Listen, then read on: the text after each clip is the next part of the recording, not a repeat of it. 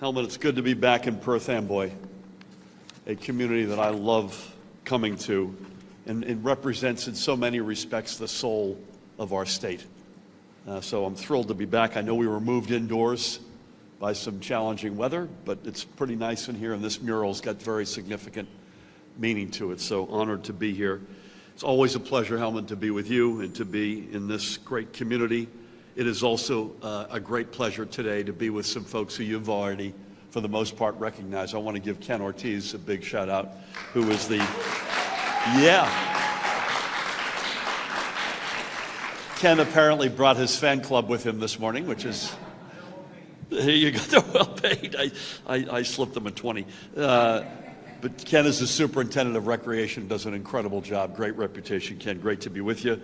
I'm incredibly honored to be with my congressman, not just the congressman and chairman, Frank Pallone. Frank, as always. And by the way, I don't know where we would be without Frank fighting for dollars for New Jersey, including for this very project. So Frank, thank you. I said to him a few minutes ago, I have not one, not two, but I have 3 engagements with our fabulous Commissioner of the Department of Environmental Protection, Sean LaTourette, today, to give you an idea. To give you an idea how seriously we take the environment in the state. Literally, this is one of 3 times we're together today. The local officials, I know Helmut referenced some members of the Board of Education, also some of the private sector players. Totally cool to have Middlesex County's own, my partner, and just an outstanding leader, the Speaker of the General Assembly, Craig Coughlin, is in the House. And behind him, they've got his back today, both commissioners, including the director, and great friends and great leaders, Ron Rios and Charlie Kenny. Thank you, guys. And some folks you may not know, but you should know, from the Department of Community Affairs, we have the director of the Division of Local Government Services, probably one of the most consequential positions in government. Jacqueline Suarez is with us. Jackie. And likewise, from the Department of Environmental Protection, Sean's colleague, the director of the Office of Environmental Justice, a hugely important position. Candace Perry is in the House. Candace. So as Helmut has already mentioned, and I'll glance through some of the details, but he really has gotten us off to a great start. We're together today because the Veterans Memorial Youth League Complex, which has been for so long at the heart of this community, is about to get a whole slate of improvements that are going to elevate not just the games held here, but the players who play them. I think when the Yankees find out about this project, that is going to improve their chances of keeping Aaron Judge. I'm going to go out on a limb and say that. And with these upgrades, we are also giving all residents of Perth Amboy another reason to take pride in their historic hometown. We're talking about new artificial surface playing fields that are going to be able to stand up to the rigors of multiple teams and multiple games on any given day, and also multiple sports across every season. Helmut mentioned them already: softball, baseball, soccer, lacrosse, and so on. This means better and safer playing conditions for young athletes and, by the way, fewer cancellations for their teams. We're talking about age-appropriate play areas for younger kids and paths for walking, running, or biking. This is going to be one location where every resident of every age can find something healthy and active to do. May I also give a shout out to our members of law enforcement who protect us every day. We're also talking about multiple environmental improvements, again, as Helmut has alluded to address stormwater runoff and recharge. This is not only going to help protect our investment here, but also protect the community beyond the complex's border. And when the new Perth Amboy High School opens up next door, these fields will also be open to those students for physical education.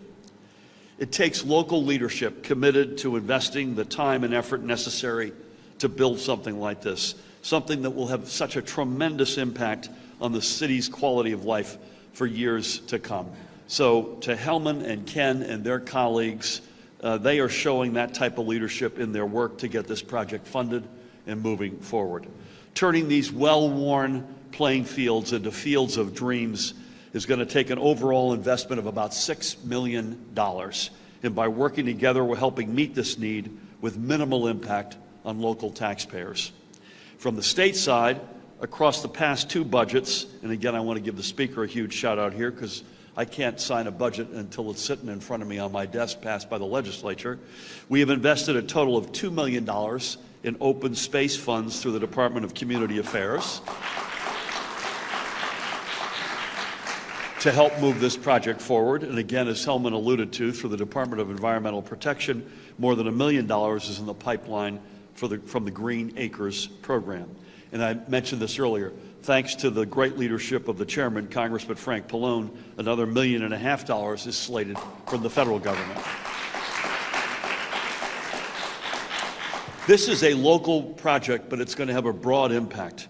After all, these fields are being built, while these fields are being built, rather, in Perth Amboy, they're going to be used by teams and athletes from not just this community, but by teams and residents from throughout Middlesex County who travel here. And the value of safe and well-maintained places for recreation is well documented. Active and healthy kids are much more inclined to become active and healthy adults. Moreover, youth sports teach leadership skills and show kids how success is much more likely to come when you work together. Sports also teach us that while we don't win every game, that's no reason not to go out every day and give it our all and to have fun while doing so. Places like Veterans Memorial are where these values are instilled. This is where a community comes together, plays together, and grows stronger together. Perth Amboy is a proud community with limitless potential. The improvements here at the Veterans Memorial Youth Sports Complex are going to make this another feather in Perth Amboy's cap. And Mayor, when these fields are done, I'm looking forward to coming by and kicking a few soccer balls with you. You know, before I hand things over to my congressman, every state has a bumper sticker. Some of them are low taxes, some of them are warm weather, you name it. Ours is the #1 state in America to raise a family. And that defines so much, if not all, that we do. And a quality, high quality, it's not just great public schools, great health care, great location, it's a great quality of life. And projects like this feed right into that bumper sticker. I'm incredibly honored and proud to be here today. Please help me welcome the extraordinary chairman and congressman, my congressman, Frank Pallone.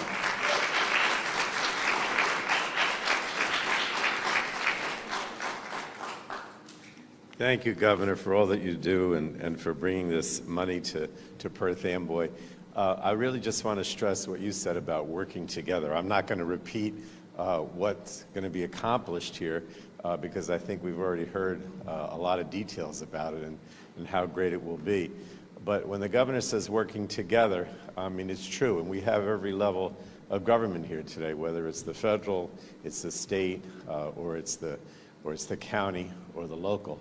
But I have to say something about Mayor Caba. You know, when he was first elected, the first thing he did, even before he was sworn in, was to call me up and say, you know, what can we do at the federal level in terms of dollars to help Perth Amboy? And he's been doing that every year. You know, last year we got the federal dollars for the library, and then when we said to him, you know, what can we do in this year's budget, he said, well, let's see if you can get some money for this Veterans Memorial Complex, which is what we're doing. And of course, at the state level, the governor, and you know, we're so fortunate, you guys have the Speaker of the State Assembly here with Craig Coughlin, who's always looking out. What was it? I guess, you know, one of my favorite things coming to Perth Amboy is to go to the July 4th celebration.